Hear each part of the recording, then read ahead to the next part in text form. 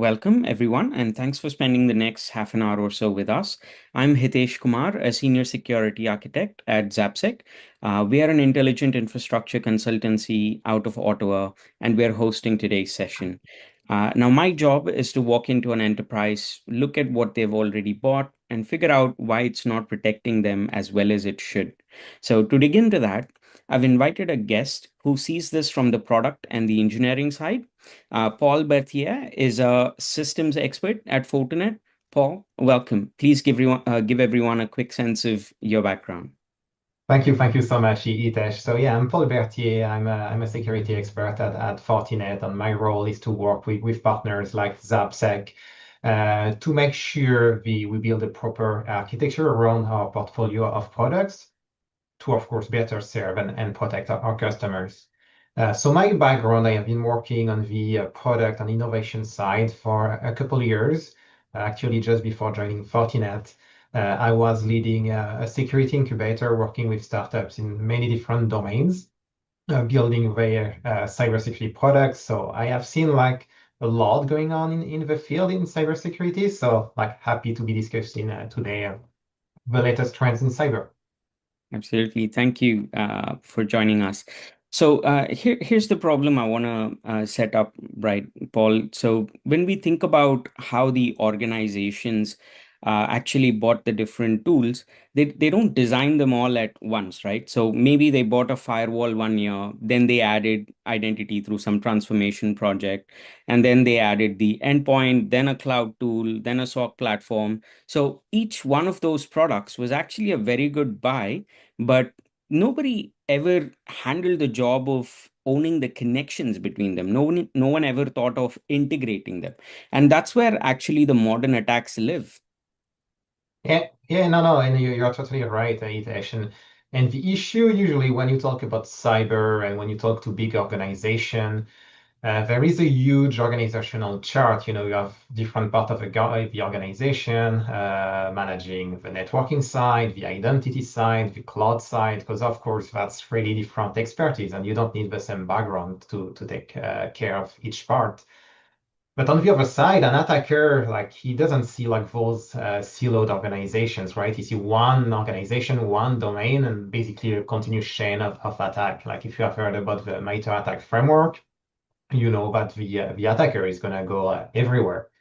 Yes. So we were talking about identity, like he's gonna try to get in, steal some credentials, maybe after get into your network, and maybe use the credentials you got to connect to a SaaS application, to your cloud, etc. So if you have just one tool per domain for identity, networking, SaaS, cloud, and those tools don't talk to each other, like you don't really have the visibility you need. You really need the full picture. So really that's a big issue right now.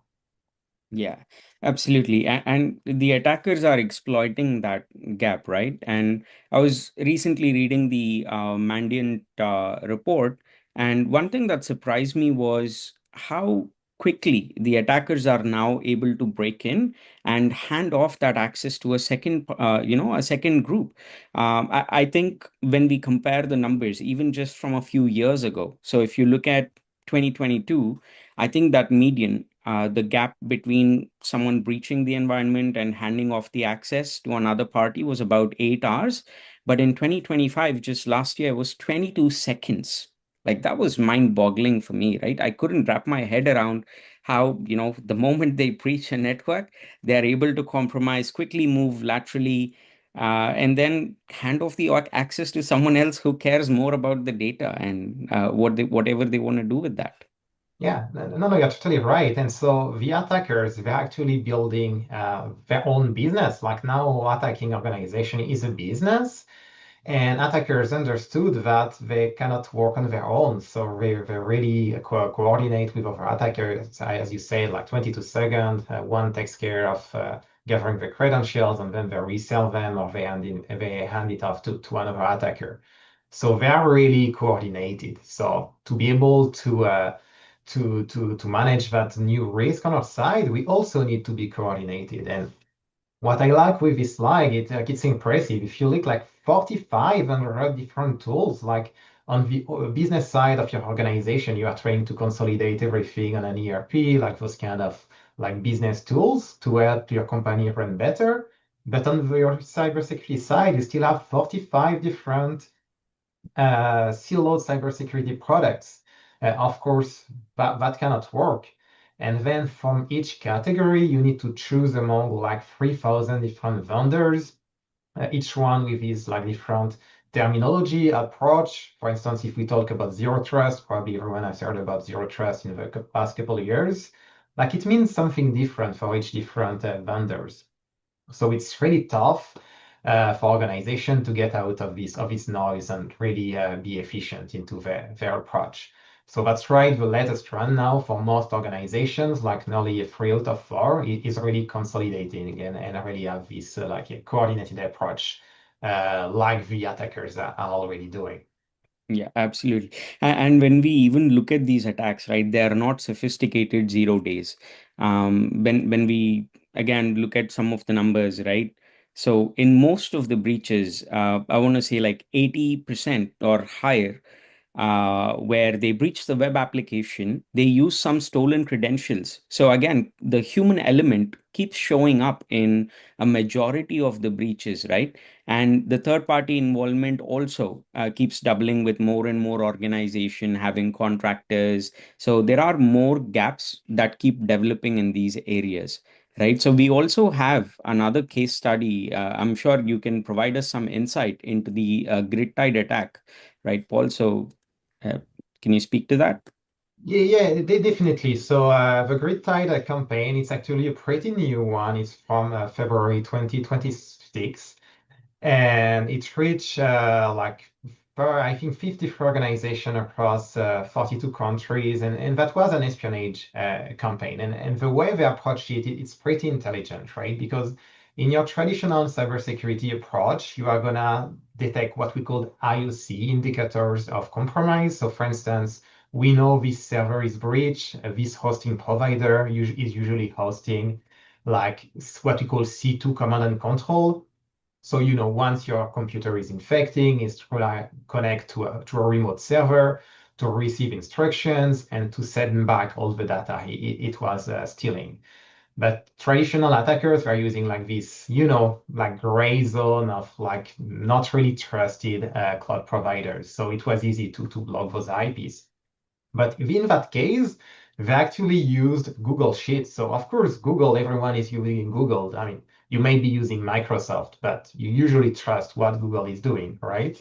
So what they did is they took a spreadsheet and actually the instructions to control the malware and where the data was then sent and stored was in a Google Sheet. So you cannot block Google's IP, right? So Yeah. so there is nothing you can do if you follow this traditional IOC approach by itself. Yeah, yeah, and that was really clever, right? Because every organization almost trusts Google Sheet, as you said, and even your secure web gateway, your firewall, your policies, they allow list the Google Workspace and the Google Apps by default. So in many of the cases they have a clear path out, and they are not relying on some firewall or something blocking their the bad domain and IP reputation just goes out the window, right? And in many cases we've also found that many organizations don't apply DLP inside of that the Google Sheets and the Google Drive, because you of course have the issues with certificate pinning. So that also makes certificate inspection or SSL traffic inspection a lot more difficult.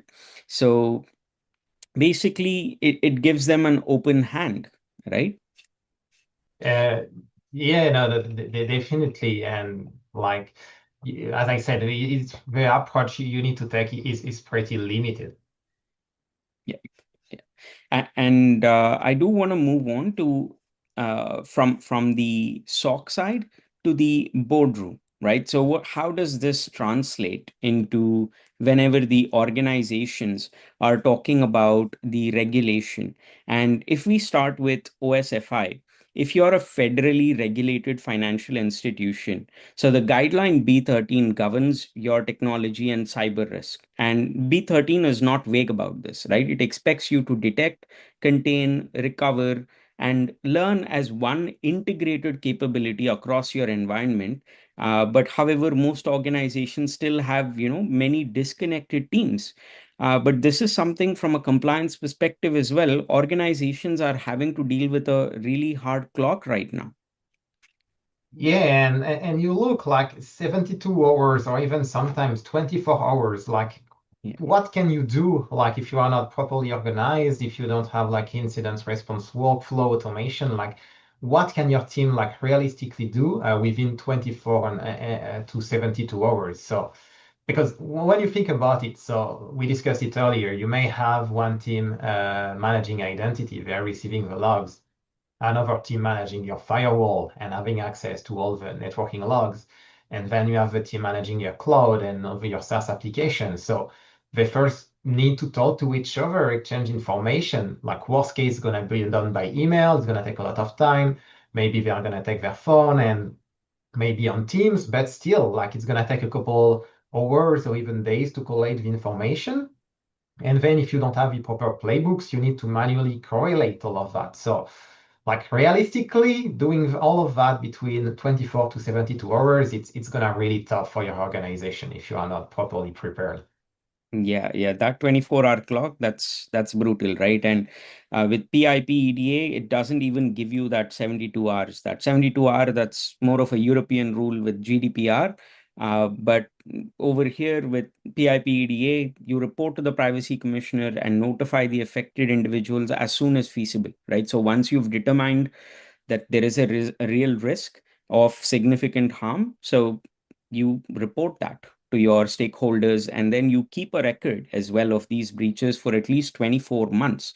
And here's the trap: you can't always judge that, if the risk is of significant harm or not. So even in the compliance, there is a bit of a gray area over there. And the insurance, the insurers are also arriving at it from the same place but from a different direction, right? So even in renewals, we are seeing that, the underwriters or the organizations really want to see the evidence that they are able to meet these compliance requirements. Yeah. And you talk about insurers, but like even if you are a smaller organization, so of course cyber insurance is really important, but probably you are a third party like a subcontractor to a bigger organization. And this bigger organization is going to have like, of course, much more compliance laws to comply with, but usually they need to check their third party. So if you're a third party to a bigger player who needs to follow regulations in the military sector, in the financial sectors, probably they are going to pass some of those requirements, regulatory requirements, to you. And so to help with that, what the federal government of Canada has been doing is what they call the Get Cyber Safe guidance, which is basically guidance really targeting at Canadian SMBs. So really at you. And one of the main elements of this guidance is the layered defense. So as we talked earlier, cybersecurity, we always say like it's like an onion. You need to peel the layers. So how you do bring all of that together? That's what we call the layer defense. Yeah. And the other thing is the documenting your incidents response plans and having visibility across all domains so that you can actually know what's happening and answer within like those 24 hours. Yeah, absolutely. And we want to see that, right? They want to see identity, network, endpoint, cloud, and security all operating as one system and not siloed systems with, four different dashboards telling four different stories, and no one sees the whole picture. So can you help us paint a picture of what good actually looks like? Yeah, and at Fortinet, we have our own definition of what good means. And if you have heard about Fortinet in the past, you have probably heard about what we call the unified security fabric. So the idea is really that our own platform, and at Fortinet, we have lots of products, around 60 different products, but they are built as a platform. which means the products are built in with connectivity so that when you set up your identity layer, when you set up your firewall, your network, your endpoint, your Forti client, your cloud, whether it is even Fortinet or third party, they're all gonna talk together so that you have this unified visibility. So really think of it as a platform built around the what we call the Forti OS or unified operating system, so that all those tools can really build together instead of just having point products that cannot really communicate. Yeah. Can you help define that platform idea a bit more, Paul? Because, that single operating system, as you mentioned, the 40 OS, that Mhm. point is where a lot of the value is hidden. And, even from personal implementations, right? Because I sometimes feel Fortinet might not do a Yeah. great job of marketing this.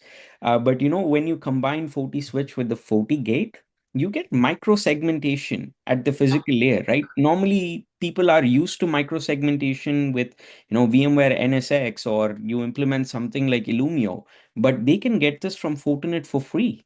Yeah, exactly. So you mentioned a couple important points here. One comparison I would like to make is if you work in a multinational or you travel for your own like leisure, like when you go to a different country, of course you need to speak the same language to be able to communicate and share ideas. But it's not just the same language, because language, like you can do like some kind of translators between different products, but there is also culture, right? When I go to a different country, I need to understand their culture, the way they work. Otherwise, even if I understand the language, it's gonna be difficult to just live with people there because we don't have the same understanding of what life means and what is normal or not. And it's the same with those cybersecurity tools. So it's one thing that the different tools can communicate, but it's also another thing that they actually have the same meaning about what is actually a threat, as you said, what is a perimeter, how do I categorize my different endpoints in my network. So that's one big thing that you get with a platform. They talk the same language and they have the same culture in the sense that they have the same definition of things, so that they can really work very well together. The second thing that you mentioned is like built in into FortiGate without to pay anything extra. You have lots of features. You can have DLP on your FortiGate. So DLP is data loss prevention. It's really important right now in the context of AI. We are talking about shadow AI. What AI tools are your employees using? You need to have visibility on that because, of course, if your employee is using like a tool, let's say Gemini or Claude Code that is not licensed by your company, then this tool may be learning and training on your own private data and making it public. You don't want that. Uh, we were talking about SD-WAN. SD-WAN for lots of the competitors, you need to pay extra. It's actually included in the core of the 40 gate. So that's really our ideas at Fortinet. All our tools work together and we try to provide as many tools as possible included in the product to really make your life easier and so that you can really make the most out of the products and better secure your environment. Yeah, and you now obviously Fortinet also brings all of these features to the cloud with your unified SASE as well. But I'm sure the audience also really care about what happens after the attacker is already inside and moving within their organization. How can Fortinet help over there? Yeah, and that's a really good point. And I just want to come back to the point you mentioned before about SASE because I was mentioning there are many different products, and even if they talk all together, there is still some work, installing, managing, monitoring the consoles. So when you go with SASE, you actually have one single console that is able to manage everything, like nearly all the products, and have like really a centralized visibility to really make your life easier. And you were talking about what happens now when the attacker is in. It's Yeah. a bit the same idea. We developed like a new idea, what we call the the unified SOC, Forti Mhm. SOC, that we presented a bit earlier this year. And it was the same idea. Like if you right now the different products on the market, you have some products to actually collect the logs. That's what we had with Forti Analyzer. Then you have products that actually correlates the logs coming from different products, both from the Fortinet fabric, but also from third-party products. So you have another tool, it was called FortiSIM, to correlate all of that. And then you have other tools to actually take actions, automate, like when you detect that something is wrong, what do you do with that? So what we do is really pull all those tools together into a single platform, FortiSOC, to simplify the life of your security operations, of your SOC teams, so that they have visibility on your full environments. The logs get automatically correlated, and then the automation to take action as fast as possible. And of course, the trend now is also working with cloud, working with AI. So we are integrating with tools like FortiSynap to really monitor your cloud workload. We have also what we call FortiAI Assist to really help your analysts And understand that's a game what they changer. see. Yeah. Exactly. So, as an analyst, it's tough. You have so many alerts coming from everywhere. So you can actually have a question, filter out what is important right now, and it's gonna tell you. And there is also some automated triage. And once again, the objective is not to replace the cybersecurity analyst. It's to replace the boring, like really with really little added value, like your layer one analyst that spends its day doing like the first level triage. You want to replace this analyst so that he can do layer two, layer three, like more added value jobs to really work on more targeting and advanced attacks. Yeah, absolutely. And the cost of speed, that point is worth singling out, right? When we look at the cost numbers here from the IBM breach report, um, a breach that was contained in under 200 days costs about $3.6 million. So over 200 days, that's 5.5 million. So the speed really matters, right? So the sooner you catch the attack and then you're able to break down the attack chain and close those gaps, you are able to save a lot of money because there is a that's a big gap between 3.6 million and 5.5 million. That's like $2 million that is bought with speed, and speed is exactly where this integration layer, the 40 AI assist and all of that you talked about really matters, right? So and that's exactly kind of also what I do also want to lead with, because the capabilities you described, right, Paul, they're all very real and very capable, but the path to integrate them, so that is hard, where you can't just buy a platform and then it doesn't do the job itself. So let me name three things that actually trip teams up, because everyone watching will recognize at least one, right? So first, the seams are organizational before they are technical, right? So your firewall team, your identity team, the cloud team, they're all in different reporting lines, and integrating the tools means integrating those people and the processes around them. And that is change management, right? So it's not just simple configuration you put in over there. And the second key area that where we see the problem is the telemetry is messy. So you have identity logs, you have network logs, endpoint logs, cloud logs, and as you said, all speaking different dialects, right? They speak a different language. Of course, with Fortinet, there is a bit of unification, and that's a little more easier to understand, not that much different. But the metrics that they are tracking are still vastly very different, and getting them into a common shape so that they can be correlated is again real engineering, right? So half the work is actually parsing and the data hygiene, and the exciting part maybe 10% of the effort. And then there is automation, right? And like even like really good security architect, like they are a bit scared of automation. It becomes tough when you get there. It should scare them. It scares me for sure. Right?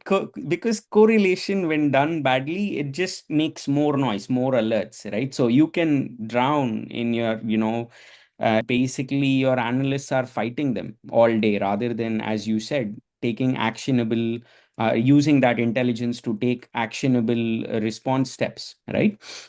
So we tune ours. So at Zappsec, we tune our alerts similar to, as you said, the MITRE attack framework, to the techniques that the actual attack chains work in across all domains, right? Identity, network, cloud, all together.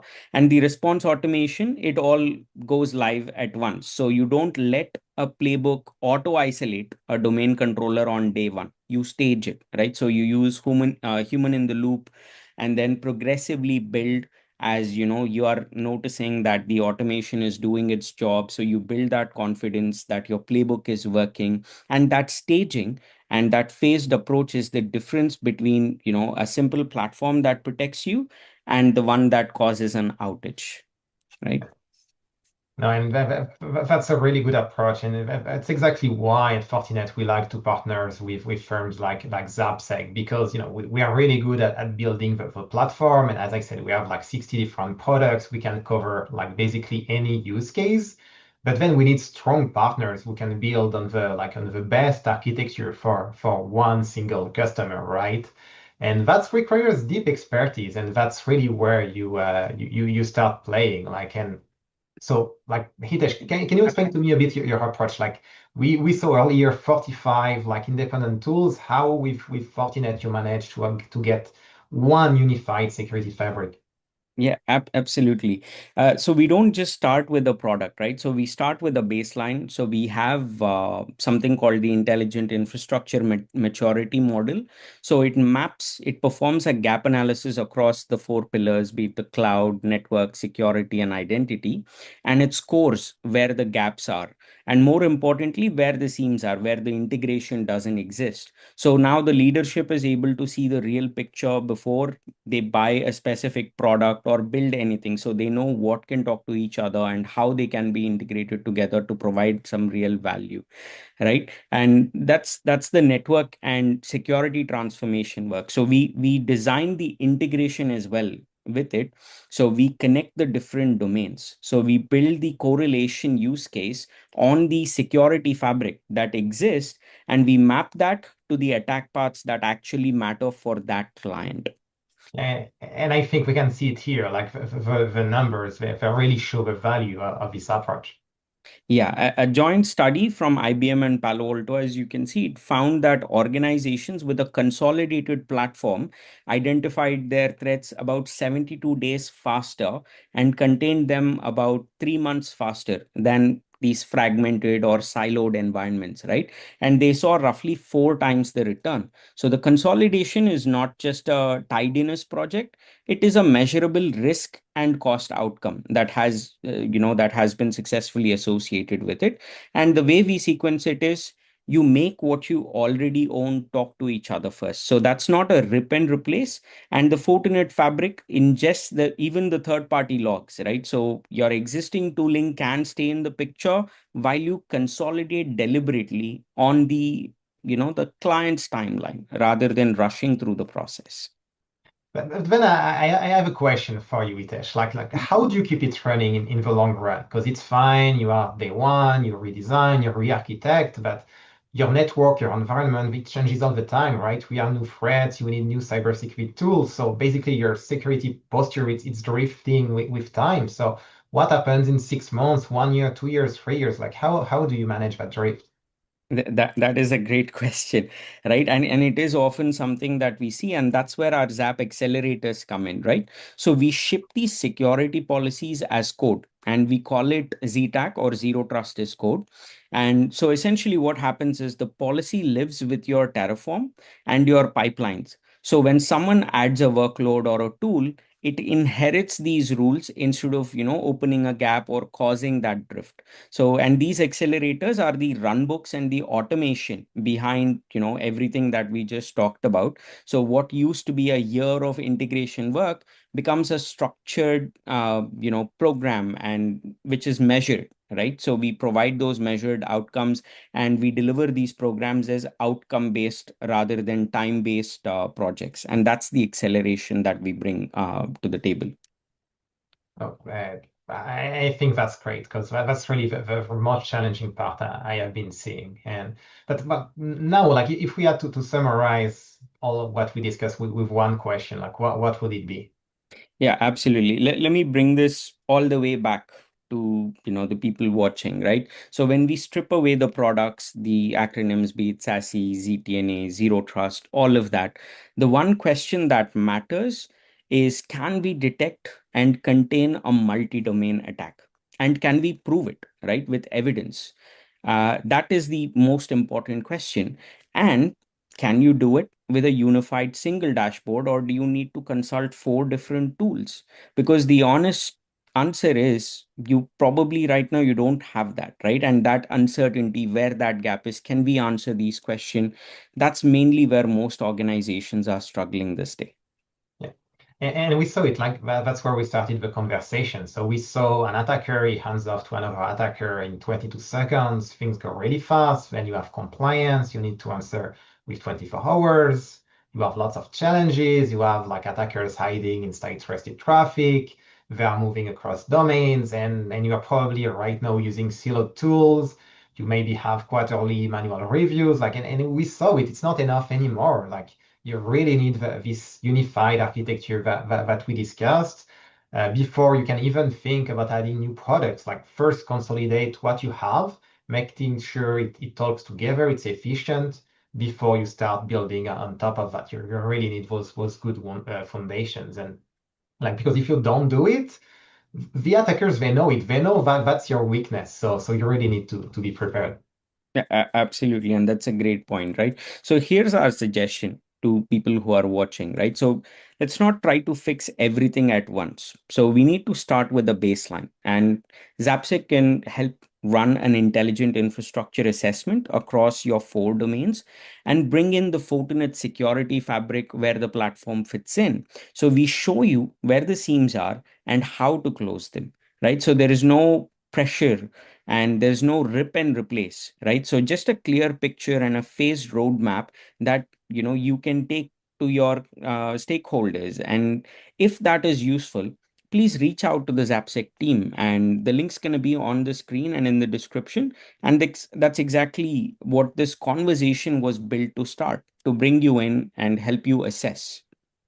And thank you so much, Hitesh, for inviting me today. It was a really interesting conversation. And thank you to Zappsec for being one of our really strong Fortinet partners. And I think you really have the right approach here because at Fortinet, we build really, really good tools. We have amazing tools, but without the people knowledgeable to build the architecture around it and to be able to support the end users, like the tools by themselves are not enough. And by combining both, like really the Fortinet products with the Zappsec approach, your accelerators, I think that the customers like you, people listening to this webinar, you will really get ready to start facing the evolving cyber threat landscape that is coming now.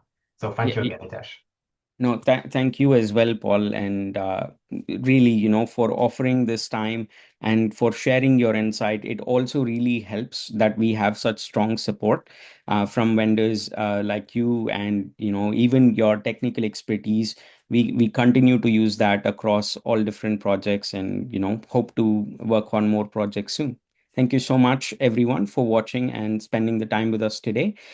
We know that having different domains not talk to each other, it's a hard problem, but it is a solvable one.